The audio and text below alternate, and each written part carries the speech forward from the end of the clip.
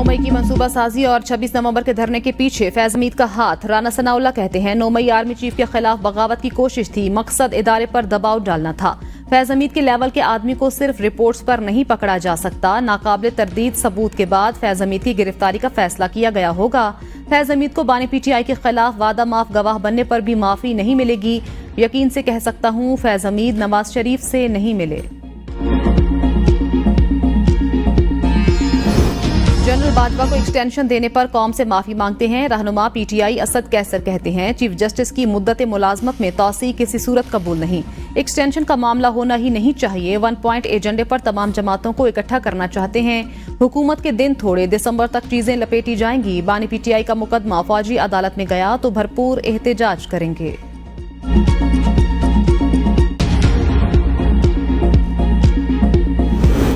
नौ मई को साजिश के तहत मुसल्ह बगावत बर्पा की गई। इतना बड़ा सानिहा और सजा और जजा का अमल 16 माह से मफलूज। कानून जरगमाल। वजीर दिफा ख्वाजा आसिफ कहते हैं पाकिस्तान में अमलदारी जाती ख्वाहिशात की है। आइन और कानून बेतौकीर, रियासत अब मोहतरम नहीं।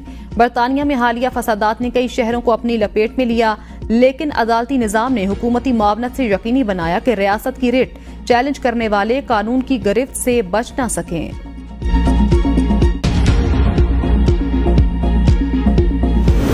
बानी पीटीआई का बरतानवी वजीर आजम से पाकिस्तान में जमहूरियत को खतरात पर आवाज उठाने का मुतालबा। बरतानवी टीवी को इंटरव्यू में कहा बरतानवी वजीर आजम और काबीना सोचे अगर उनका मैंडेट चुरा लिया जाए तो वो क्या महसूस करेंगे। सोचें अगर सिर्फ 18 सीटों वाली पार्टी आपका मैंडेट गस्ब कर ले। जमहूरियत को खतरात पर दुनिया बरतानिया की तरफ देखती है। मुझे 8 फीट के डेथ सेल में रखा गया है जिसकी मुस्तकिल निगरानी की जाती है। इबादत, मुतालिया और वर्जिश ने इन हालात में भी मुझे मजबूत रखा। मुस्तकबिल की जिद्दोजहद के लिए ज़हनी और जिस्मानी तौर पर तैयार हूँ।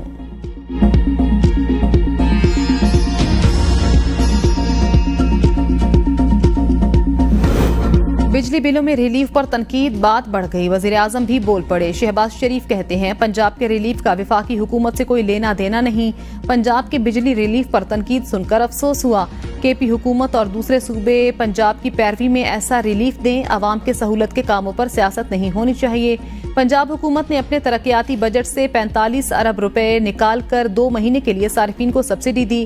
बिजली बिलों पर मुस्लिम लीग नून और पीपल्स पार्टी की क़यादत के तल्ख बयानात। वजीर आजम और पीपल्स पार्टी की क़यादत का राब्ता। दोनों जमातों ने पार्टी रहनुमाओं को एक दूसरे के खिलाफ बयानबाजी पर सख्ती से रोक दिया।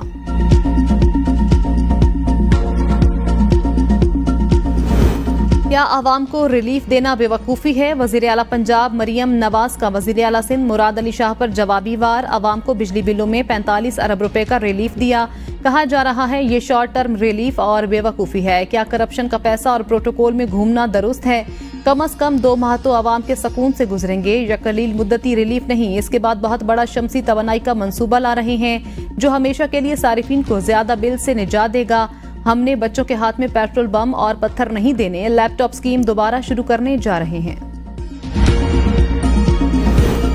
जिन्होंने इंपोर्टेड कोयले और एलएनजी पर महंगे बिजली घर लगाए, उन्होंने हमें सस्ती बिजली बनाने से रोका। सिंध के लोगों के मफाद में बात करते हैं और करते रहेंगे। वजीर आला सिंध सैयद मुराद अली शाह कहते हैं बिलावल भुट्टो और आसिफ जरदारी की हिदायत पर बिजली बहरान का मुस्तकिल हल निकालेंगे। सिंध को सोलर एनर्जी पर पावर प्लांट लगाने से रोकने वाले अब शमसी तवानाई से फायदा उठाना चाहते हैं। एमएनबी ड्रेन बनाने पर विफाक ने कहा पैसे नहीं। बिजली में एक सूबे को रिलीफ देने के लिए रकम कहां से आ गई?